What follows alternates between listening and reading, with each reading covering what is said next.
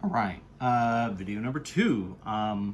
Let's just sort of run this back again, right? Let's look at another example where we're going to sort of take one of our parametric equations. So in this case, x is 3t, y is t cubed minus 2t. So, right, these are our sort of setups for x and y based on this sort of independent variable t, this kind of time variable.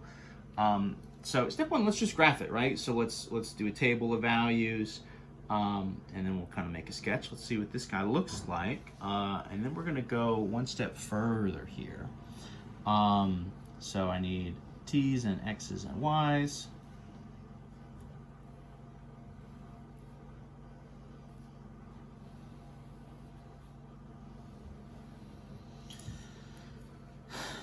I don't know. Let's kind of use maybe the same ones we did before. Let's do, minus 2. Minus 1, 0, 1, and 2. Sometimes students ask me, where are you like getting these points from, and I'm literally just making them up, right? You can pick any points that you want. When you're doing the homework, actually a lot of the times they'll sort of give you t values to work with. You don't need to really worry about it. But if you're doing it on your own, excuse me. But if you're doing your own, you need to pick your own t's. So again, I just like a couple negatives, a couple positives, and then 0 in the middle. You just want to pick points that actually are going to sort of go into your equations nicely. 3 times t and t cubed minus 2t. There's not really anything funky happening there to worry about. If you had square roots, you would use stuff like 0s and 1s and 4s and 9s and 16s, right? You'd want to sort of pick numbers that you could take nice roots of and sort of go from there. In any event, so let's kind of sub this stuff in. This is just 3 times t for my x. So I'm just going to multiply these by 3. So this was going to become, right, 2 times 3, negative 6. 3 times negative 1, negative 3. 0, and then positive, right? This would be 3, and then positive 6. So the x values in this case, a little different than what we had in the last one. The last one, the x values were t squareds, right? 4 times t squared. So they kind of were positive and shrunk, and then sort of went back up again. This is just sort of, again, kind of linear, right? 3 times t, you're just sort of multiplying everything by 3. What about my y values here? So y is going to be, right, so t cubed, so negative 2. Negative 2 cubed is negative 8, minus 2 times negative 2. 2 times negative 2 would be negative 4. So minus negative 4 is plus 4. So this is what? Negative 8 plus 4. So that's going to be negative 4. A little bit of mental arithmetic here. Negative 1. So this would be negative 1 cubed is negative 1. Minus 2 times negative 1. That would be negative 2. Minus negative 2 is plus 2. Negative 1 plus 2. So that should be positive 1. At 0 cubed, and obviously minus 2 times 0 is 0. So we're going to go right to the origin in this case. What else? 1. Positive 1 cubed, so that's 1 cubed is 1 minus 2 times 1, 1 minus 2. That's going to be negative 1, right? And then positive 2, that would be 8 minus 2 times 2, 8 minus 4 would be positive 4. There's a little bit of a mirroring thing kind of happening here, right, where you kind of have these values 0 in the middle, and then you kind of get positives and negatives of the same numbers as you sort of go out from there. It's a little small. Let's do kind of a sketch. Let's see if we can fit it over here. We can kind of fit it all on the screen. As always, kind of being mindful of the window we need to do. So the x's range from negative 6 to 6. The y's range from negative 4 to 4. So we're going to need kind of equal space going left and right.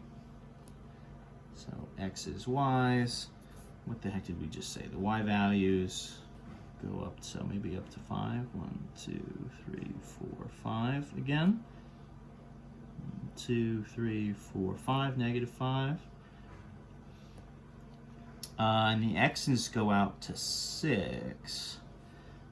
So, okay, maybe we'll just do tick marks. 1, 2, 3, 4, 5 is there. So then that's 6, 7, 8.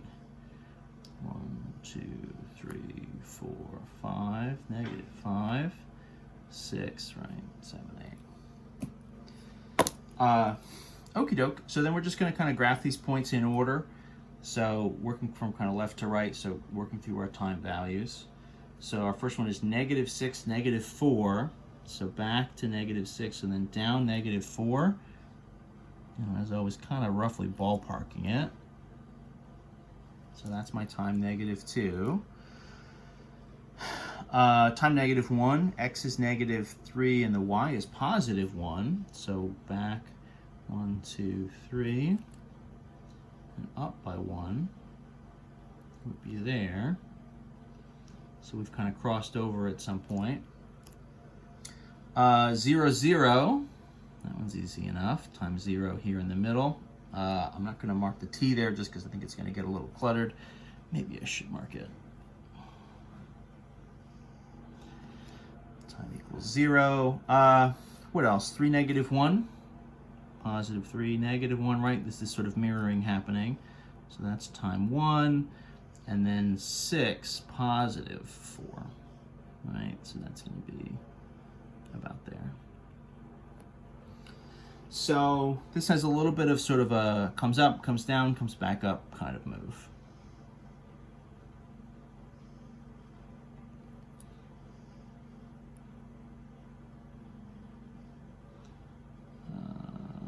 You know, something kind of like that. And our directions, right? Our arrows are moving in this direction, right? From kind of left to right.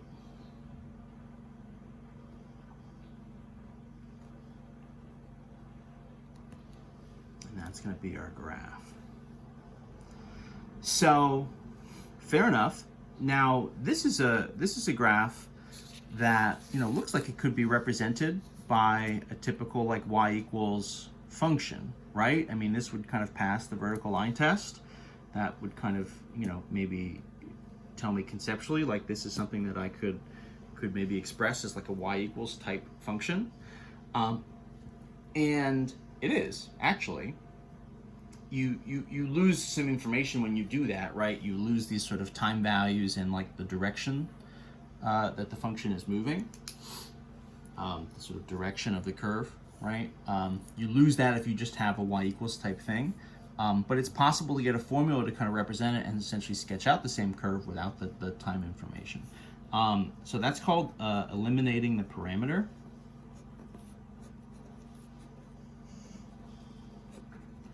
Which is sort of a fancy way of saying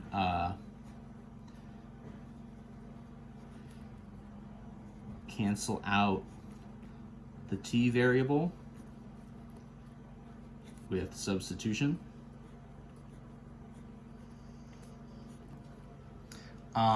The idea here, right, I'll kind of rewrite these down here so we don't have to shift up and down, right? So the original versions of this, right, so x was 3 times t, and then your y value was t cubed minus 2t, right? So the move here is just to sort of say, okay, what I'd like in theory, so can I get like a y equals type here, y equals something in terms of x. And so the plainest thing to do, the simplest thing to do is say, well, okay, so y is in terms of t, and x is in terms of t. So all I'm going to do is just take the sort of x part of this, resolve it for t, right? So if x is 3 times t, that means t would be x divided by 3. And then all I'm going to do is just take that and like sub it in for t over in my y equation, right? So if t is the equivalent of x over 3, I can just replace it. This is just kind of like our whole kind of algebra move, right? Just like solve for a variable and then just replace it. So y would be like quantity x over 3, right? That used to be t, quantity cubed minus 2 times x over 3. You know, this would clean up as something like, you know, x cubed over 27 right? 3 cubed is 27 minus like 2/3 x or something, right? So I can take a parametric equation, right? At least one, some of them, if it has kind of a particular type of setup.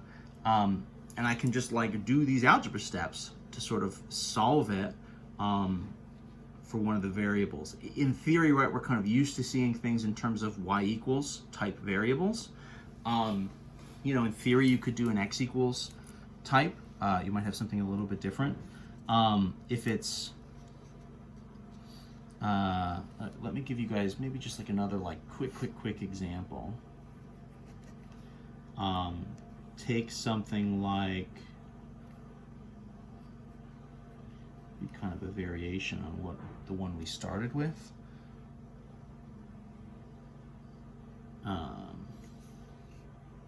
Or no, let's just use that, I guess. So x is 4t squared, right? And the y value was 2t plus 1.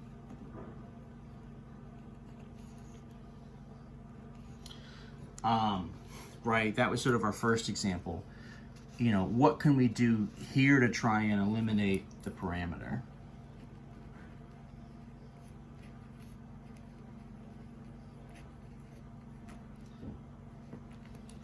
So the issue is, if I do this, if I go to the x's again and I try to solve this for t, right, you'd have x over 4 is t squared.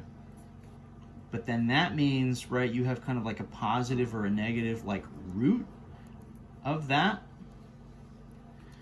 equals t. This is not really like well defined, right?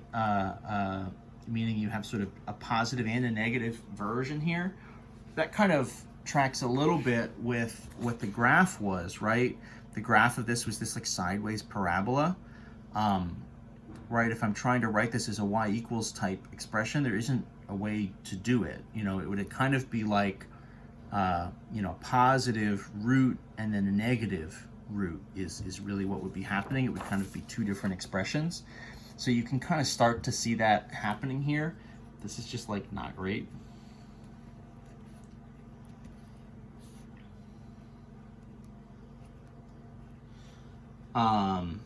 So maybe instead, let's just like flip the script and let's look at these like y values instead. So this means like y minus 1 would be 2t. So like t would equal, right, just like y minus 1 divide by 2. And if I take that and sub that into the x statement, so substitute, that means x would equal 4 times that quantity squared. Which is like, okay, that means this is like 4 times like y minus 1 squared over 4. The 4's kind of cancel, right? So the sort of simplest version here is to say x equals y minus 1 like quantity squared. And so what would that be? Well, it kind of is like, it's very similar to what would be like, y equals the quantity x minus 1 squared. If we kind of had those variables flipped, that would just be our standard parabola, like shifted to the right by 1. But because it's written as an x equals style, right, it means the x and y variables have kind of flip-flopped. So the parabola is sideways, and so shifting, quote unquote, to the right on the x-axis now is equivalent to shifting up on the y-axis, or shifting in a positive direction on the y-axis. So that's how we kind of get the shape that we get here, right? It's this sort of standard parabola kind of shifted up, and then you're going from there.